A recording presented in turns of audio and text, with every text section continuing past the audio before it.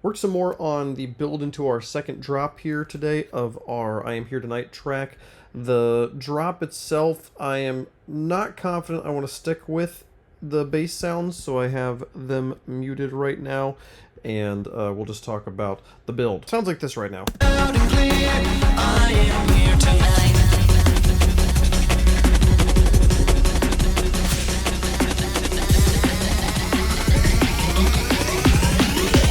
I am here tonight. To me, it's kind of a vanilla, like, YouTube outro, YouTube music type transition, but it's kind of cool. I'm kind of proud of my ability to like make this sort of sound. There's a couple things that are happening, even though we've talked about in the previous. We talked about this one before.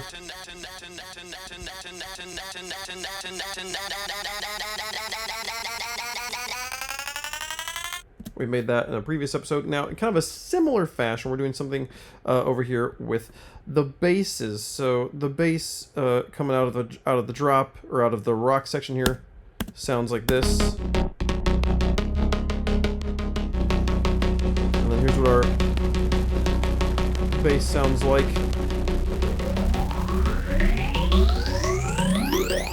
That phaser, giving it kind of that, it sounds like it's kind of rising, like woo, but it's not actually shifting in pitch. It's still holding that chord. It's just a phaser that's moving there. And we slowly mix in the mix here just by latch automation, so that we're not really getting any phasing over here. And then this is actually the center of the phase.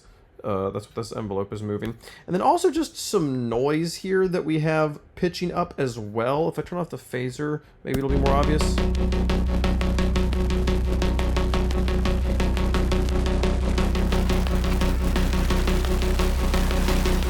It was kind of a cool effect that seemed to continue to further the idea of this sort of sound. We also doubled down on the fallers, the kind of like bass impact sounds here at the beginning of the transition. We had this one previously.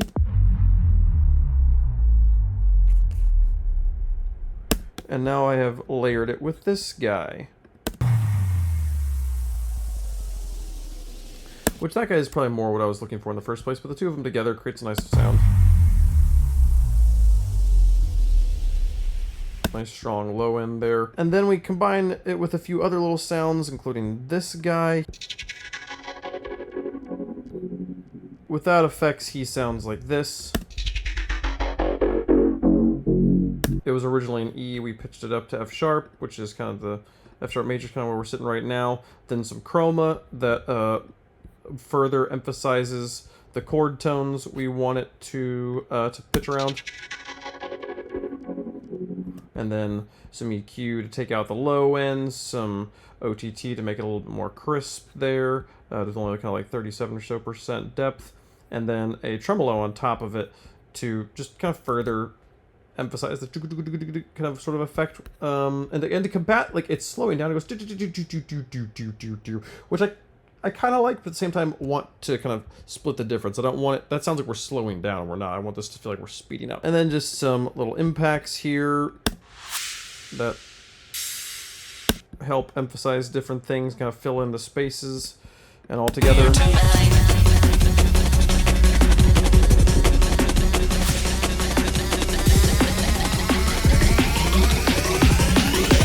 I am here tonight.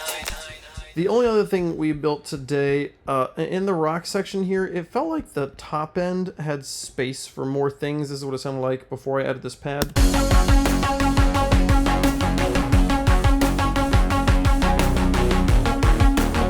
Other than our ride up there, I don't really feel like we've got much going on the top end.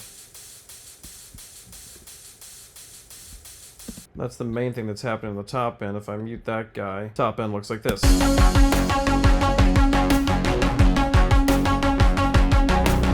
There's definitely room, and even with them in there, there's still some space, and I no, it just felt a little bit dead up there on that end. So we added this pad that we built. My house right now is very much in disarray. I don't have my keyboard right now because we are packing, we're moving. But I added this sound in.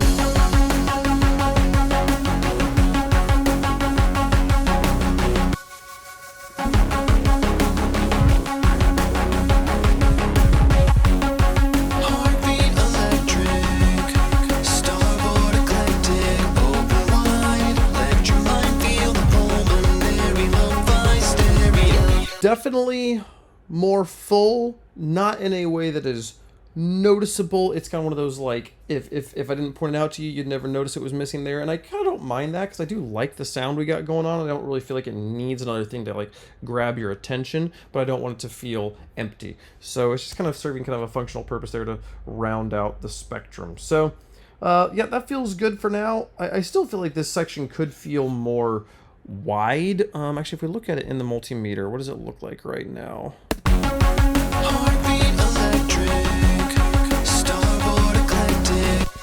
Compared to earlier in the piece. I am here tonight.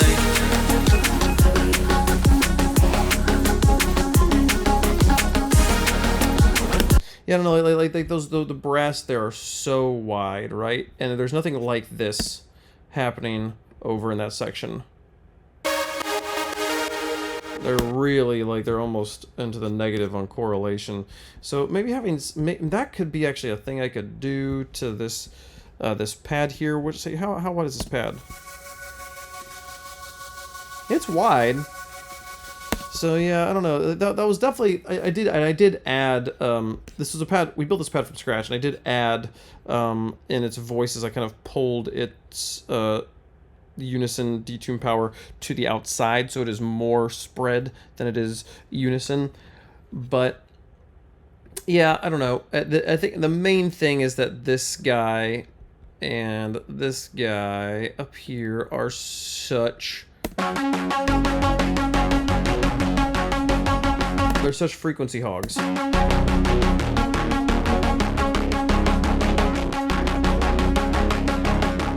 That's the whole sound. That's just like, that's the entire sound right there. So I sort of feel like I created problems with old sounds, and that the solution maybe is to go back and work on these sounds, make them a little bit more focused in their frequency ranges and like what I want them to do, instead of having them take up a lot of space. I think they're also probably doing a lot of things at the same time. Like, well, yeah, you look at this, you can, all this for a bass, you know, I mean, well, not for a bass, but just like for a sound, when you have this guy going at the same time, there, you could probably pull back on the high end of this bass. I could probably put like an EQ and like carve out the top end a little bit to have it, and you wouldn't notice it because this palm mute sound is doing the same thing in those spots. And then maybe there's a little bit more space for a wide pad in there or something like that. Or maybe I'm completely making stuff up and that's not how that works. So, yep, still learning, still growing. That's all we did today. Thanks so much for watching. See you guys tomorrow. Bye-bye.